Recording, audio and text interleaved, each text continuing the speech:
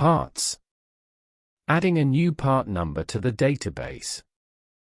Hover over Stores and select the Part sub-menu option. Click on the light blue New button. Enter the part number, description and bin number.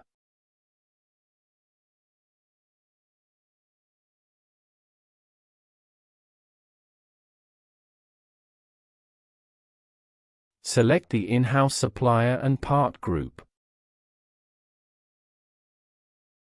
If applicable, enter a list price and select the list currency from the drop-down list.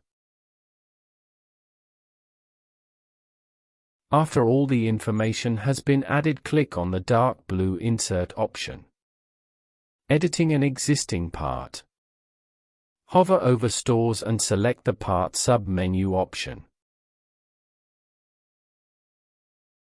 Search for the part number or part description in the Store Parts filter and click on the funnel icon next to the filter heading. If the exact part number does not appear, select from the drop-down list. Once the part detail appears on the screen, click on the dark blue Edit button. If the edit affects the total stock value, this must also be adjusted in the accounting application to ensure that the two total cost values remain synchronized. The following fields can be edited: part number, description, bin number, status, certified, minimum stock, selling price, in-house supplier, part group, list price currency, adjust part status. After the fields have been edited, click on the dark blue Update button. Adding equivalent parts. On the right side of the screen, in the Store Part filter, enter the part number or description and click on the funnel icon. At the bottom of the screen in the Equivalent and Superseded Part section, click on the tag icon and select the part which is the equivalent part. Once the part has been specified, choose if the part supersedes or is an equivalent part.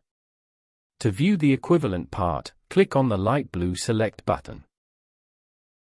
Adding superseding parts. On the right side of the screen, in the Store Part filter, enter the part number or description and click on the funnel icon. At the bottom of the screen in the Equivalent and Superseded Part section, click on the tag icon and select the part which is the equivalent part. Once the part has been specified, choose if the part supersedes or is an equivalent part. To view the equivalent part, click on the light blue Select button. Adding a new parts group. Open the Parts Groups menu sub-option from the Stores menu. Click on the New button. Insert the parts group name, factor and select the Is Active. Click on the Insert button. Edit a part group. Open the Parts Groups menu sub-option from the Stores menu. Select the part group from the drop-down list. Click on the dark blue Edit button.